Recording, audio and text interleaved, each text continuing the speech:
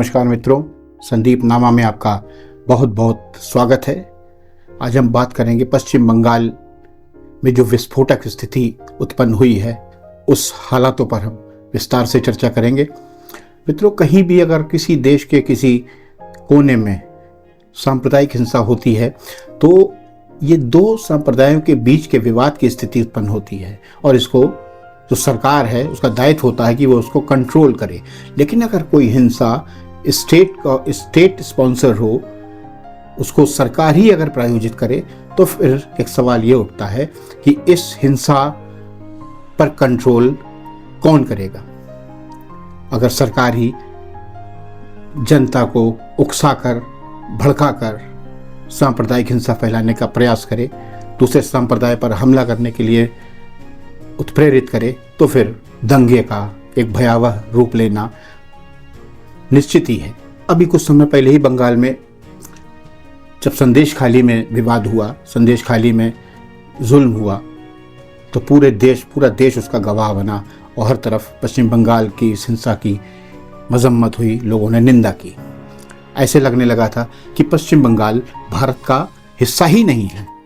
हिंदू औरतों को घर से उठाकर ले जाया गया, उनके साथ बलात्कार किया गया, एक बारात को रोक लिया गया और उसमें से महिलाओं को उतारकर उनके साथ दो दिन रोक कर अपने यहाँ उनके साथ बलात्कार किया गया, बुरी तरह से उनको पीटा गया, मर्दों को बंधक बनाकर उनके साथ बहुत अत्याचार किया गया।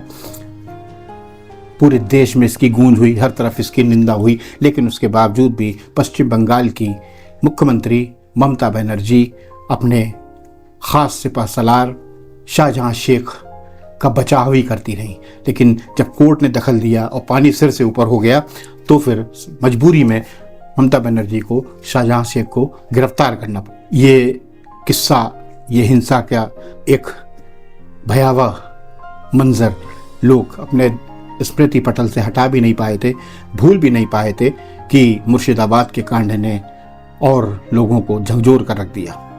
मुर्शिदाबाद में जो हुआ वो संदेश खाली से ज़्यादा भयावह था। वहाँ वक्फ बोर्ड बिल के खिलाफ जो प्रदर्शन हुआ उसने बहुत हिंसक रूप ले लिया।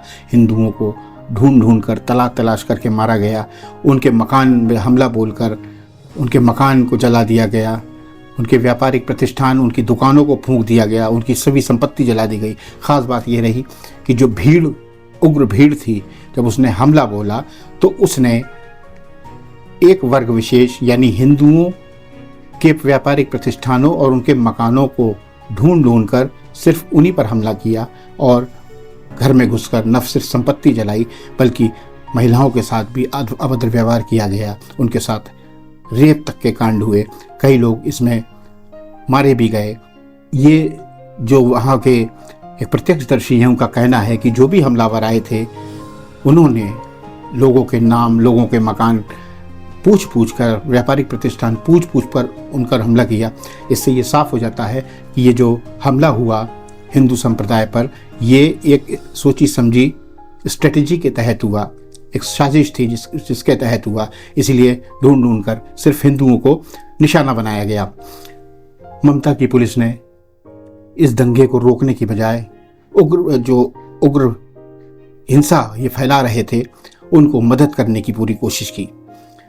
जब केंद्र सरकार ने इसमें दखल दिया, ये हिंसा नाकाबिले बर्दाश्त हो गई, हर तरफ से आवाज़ें आने लगी,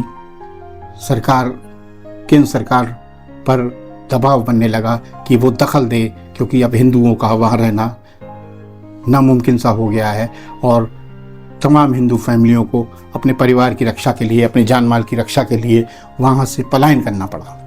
केंद्र सरकार ने वहाँ BSF भेजी, लेकिन वहाँ पर जो हमलावर थे, जो उग्र भीड़ थी, उसने BSF को भी नहीं छोड़ा। BSF पर भी हमले हुए और BSF पर भी फायरिंग करी गई। यही नहीं, एक मुर्शिदाबाद के समीप ही एक गांव में हमला करके एक फौजी के मकान को तहस नहस कर दिया गया, उसे आग के हवाले कर दिया गया और उसके मेडल तक आग में जला दिए गए। हिंसा का इतना नंगा नाच शायद इससे पहले कभी ही देखने को मिला होगा। हालांकि मोपला में इस तरह की एक हिंसा की और वारदात हुई थी, जिसमें करीब 40,000 हिंदुओं को बलि का बकरा बनाया गया था, उनको बुरी तरह से काटा मारा गया था। उसी की पुनरावृत्ति यहाँ मुर्शिदाबाद में भी देखने को मिली।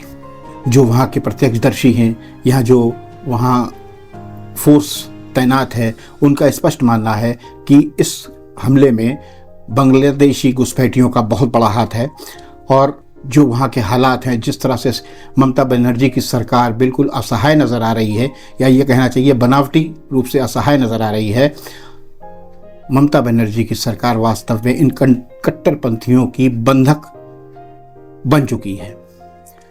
दक्षिण 24 परगना में पुलिस को ही टारगेट किया, पुलिस की गाड़ियां जला दी गई, पुलिस को पथराव किया गया, पुलिस वालों को ढूंढ ढूंढ के बुरी तरह से मारा पीटा गया। इसके कई वीडियो आप लोगों के सामने आए भी हैं। इतनी हिम्मत इन उग्रवादियों की हो गई, इतनी उग्रवादियों की हो गई कि उन्होंने बीएसएफ को भी नहीं छोड़ा, बीएसएफ पर भी बराबर हमला किया। हिंदू वहाँ से पलायन करने लगा जब, तो केंद्र सरकार का दखल हुआ। और अगर अब आर्टिकल 356 लगाने के बारे में केंद्र सरकार नहीं सोचता है, तो ये एक बहुत बड़ी सोच का विषय होगा कि अगर अब भी 356 का इस्तेमाल नहीं किया गया, हिंदुओं के बचाव के लिए सरकार आगे नहीं आई, तो फिर इस सरकार को हिंदुओं की रक्षक कहना गलत होगा। पुलिस पश्चिम बंगाल के गवर्नर और राष्ट्रीय महिला आयोग की अध्यक्ष जब मुर्शिदाबाद पीड़ितों से मिलने गई, तो ममता बनर्जी ने उसका विरोध किया। गवर्नर को तो उन्होंने बाकायदा अपील भी करी कि वो किसी भी हालत में मुर्शिदाबाद ना जाएं, वहाँ से माहौल ख़राब होगा। सोचने की बात यह है कि गवर्नर के जाने से माहौल ख़राब होगा, तो अभी तक आप क्या कर रही थी? आपकी सरकार थी, आपने तो एक तरह से इस पूरी हिंसा को, इस पूरे दंगे को प्रायोजित किया। आपकी ही दिमाग की उपज थी कि आपने हिंदुओं पर हमला कराकर इस स्थिति में पहुंचाया कि वहाँ से वो भागने को विवश होना पड़ा। ये आपकी विवशता थी, ये आपकी एक नाकामी थी, जिसकी वजह से केंद्र सरकार को दखल देना पड़ा। जब वहाँ पर पश्चिम बंगाल के गवर्नर और राष्ट्रीय महिला आयोग के अध्यक्ष पहुंची और वहाँ की जब आप बीती पीड़ितों की सुनी, तो उनके भी रोंगटे खड़े हो गए। एक सवाल ये भी उठता है कि महाकुंभ को बहुत से लोग मृत्यु कुंभ की संज्ञा दे रहे थे। जब महाकुंभ हुआ, जब भगदड़ में वहाँ कुछ लोगों की मौत हुई, तो उसे मृत्यु कुंभ की संज्ञा दे दी गई। लेकिन सवाल ये उठता है कि आज वही सेक्युलर जो महाकुंभ में भगदड़ में हुई मौतों पर तमाम व्यंग कर रहे थे, आज क्यों खामोश हैं? आज ऐसे गिद्ध निकलकर सामने क्यों नहीं आ रहे हैं? आज ऐसे लोग मुर्शिदाबाद दंगे की आलोचना, निंदा क्यों नहीं कर रहे हैं? टीएमसी सरकार को बर्खास्त करने का शायद मैं समझता हूँ सबसे बड़ा मौका यही है। केंद्र सरकार की ये बहुत बड़ी जिम्मेदारी बनती है कि केंद्र सरकार इस संदर्भ में ठोस निर्णय ले। हालांकि प्रधानमंत्री मोदी और गृह मंत्री अमित शाह को ठोस कठोर निर्णय लेने के लिए माना जाता है। यहाँ भी पश्चिम बंगाल में भी ये मौका है कि सरकार को दखल देना चाहिए और 356 का इस्तेमाल करते हुए पश्चिम बंगाल की टीएमसी सरकार को हर हालत में बर्खास्त करना चाहिए। और अगर ऐसा नहीं होता है तो फिर एक बहुत बड़ा सवाल केंद्र सरकार पर भी उठेगा कि आखिर क्यों वो पश्चिम बंगाल में धारा 356 का इस्तेमाल करने से गुरेज कर रही है। कैसी उनकी राजनीतिक विवशता है? ये राजनीतिक विवशता है या उनकी कमजोरी, या उनका पिछले लोकसभा चुनाव में सीटें कम होने के बाद उनका कुछ आत्मविश्वास डावाडोल हुआ है और वो कठोर निर्णय लेने में कुछ ढिलाई बरत रहे हैं या हिचक रहे हैं। हालांकि वक्फ बोर्ड पर जिस तरह से सरकार ने अपना एक दृष्टिकोण दिखाया है, बिल लेकर जो आए हैं, उससे वाकई देश में एक नई, जैसे कहना चाहिए, क्रांति सी आई है।